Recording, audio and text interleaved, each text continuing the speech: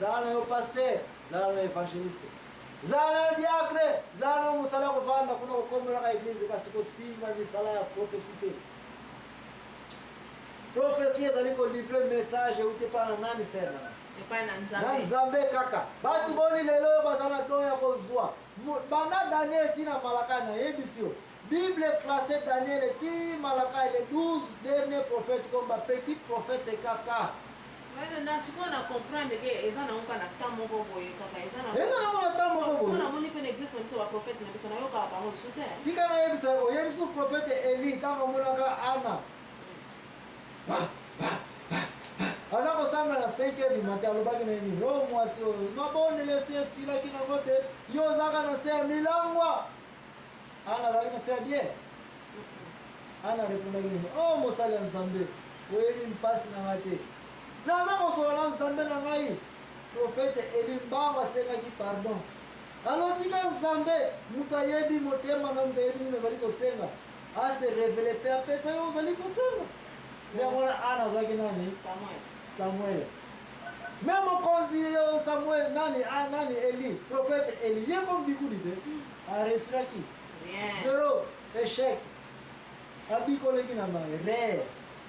C'est la tikana ce que bikuli belé même les grands prophètes na Bible basala erreur bazalaki ya trop.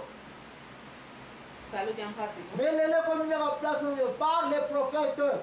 Que bobo ngai na bikula ka ngai na sala ka boye na boye na yebi na tena mkola lelo ba prophète boni ba kokota na lola. Prophétie ezali ko délivrer message uti pana nani na ye kaka Nzambe siko sema ngatika na yebisa yote prophète azali nani siko otolobi prophétie ko délivrer on a tout na yo yebisa na ko ba ko na za pena na prophète ezali oyo tokolobela na mokanda ya 1 Samuel. Na kopesa no verset biblique wana. Place Nzambe azali koloba ete prophète ngai na kopesa yo molimo na ngai. Na tango yo azali ko prophétiser. Ikambo nyonso koloba. Namta lobya mo. Nzambe. Ngai Nzambe. Ikambo nyonso kosala. Namta sali yango. Ngai Nzambe. Un prophète c'est un représentant de Dieu na minute oyo azali ko kota na spirit na esprit ya ko prophétiser. Donc soko moni mutu alobeta za prophète et que na minute aza ko prophétiser. Na cas normal oyo Nzambe atinde sur mukanda ya 1 Samuel chapitre 10 verset 6. Ndeko na ngai kende kotanga 1 Samuel chapitre 10 verset 6. Okomona Nzambe alobeta tango yo prophète azali ko prophétiser. Ngai esprit na ngai ya Nzambe eye kati na yo. Makambo nyonso koloba ngai Nzambe. Makambo nyonso kosala ngai Nzambe. Ne place on aza ko tirer conclusion ko définir un prophète akoki ko punir. Un prophète akoki ko bénir. Ce qui va Nzambe azosalela. To yoka Nzambe mo pesa définir ngai te. Nzambe apesi définition un prophète c'est qui encore une fois selon Nzambe. Nzambe kati na mutu c'est un prophète. Parce que na mokanda 1 Samuel 10 6 définition prophète ezali ete tango ozali ko prophétiser ngai Nzambe na sali nini na koti kati na yo. Yango oza komona ete prophète Élisée na mai ya Jourdain bana Israël bazalaki na captivité bazali okanga na bamikola bakalde ki ba Babylone to kolobela bango badefaki machete bake okata na zamba banzete machete abate kwei tina nini tina mai tubu machete abate defaki yango kodefa na banani na ba enemi na biso lisusu donc osala nini tobebi na biso tozala jamais esclave awa siko tobungisi nini machete abato saya ona mtu na era wa machete na biloko ya ntalo pour bende la technologie de l'autre côté ko kende au moins bende parti non na tawa kala bana izelu bazako bino banga ba BP za la ka même BP siko yo bungisi pe ya batu mbeli ya batu de place na prophète Nzambe Élisée le kwa za ya kotonda na molimo santu Nzamba za na ye alipokwesi na jango wapi awa ne ateka kakani na ye ya nzete ya katsu nzete mbeso teboye nzete komi ema machete na edmi na mai parce que nguya ya nzambe eza na ye nzambe autorisé te yo mosali ya nzambe moto ebengami kombo ya profete makambo nyonso koloba ngai nalobi yango yango wana baprofete baza na temps ya kokommunike tuna na nzambe te oyo nyonso profete akoki kosala eza na nguya yango wana baza bata dangere koza na pemi na profete bato lingi oyo aza na pemi na profete mais vrai profete ya nzambe se nanga kima kozala na pemi na ye te akoki kobenir yo akoki mpe komonir yo oyebi so profete elisa alobi ale mbula ekobeta te bamwa mbula ebetaka te ekawukaki zamba ye mpe akufaki nzala ezuyayala mbula zonga ezongi profete elisa koya komona ye te kati na mama oyo balimaya kobotole mwana alobi yelanga mai na kopambola eske asengaki nzambe pasi kaza deja profete makambo koloba yango ekozaka lezwa mai ekende profete akoki koloba na ebembe olamuka ebembe kolamuka parce que nguya ya nzambe eza na ye bref un prophète azali na esprit ya nzambe eza kotravaille na ye mais atango prophète ya nzambe aza na nguya ya nzambe makambo nyonso koya koloba eza na effet akoki kobénir akoki komaudire akoki kobloke akoki kofongola aza na clé ya nzambe me bato boni baza na don ya prophétie bato boni bakoki kobenga baprophète bato boni na date ya lelo oyo bakoki koloba na bango te oyo azali prophète kivujangolo n'est-ce pas yake nene kibeni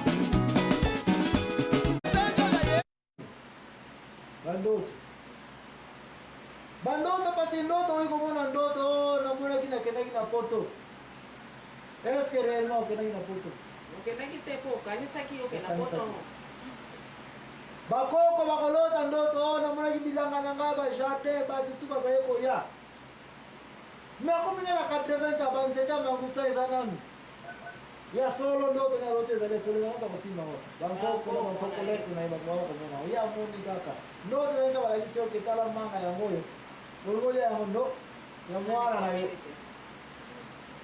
bavision mpe eza bongo keso toza nango mama alieske so omona ete mutu na vie aza koba nalotaki makambo nalamuki mpe makambo yango esalemi donc tozali kozonga mama aliprépare réponse wana merci ndeko nanga kokende mosika te keso mpe oza na yango eske esalemaki mutu aloti ndoto et puis alamuki na tongo ou bien quelques jours ou bien quelques années makambo yango mpe esalemi eske mutu ofutobenga ye prophète sikoyo na ilempresalo joakim ezambo na kati na émission oyo ya la vérité toza kozonga lisusu tokenda kotala masikino bandeko na biso oyo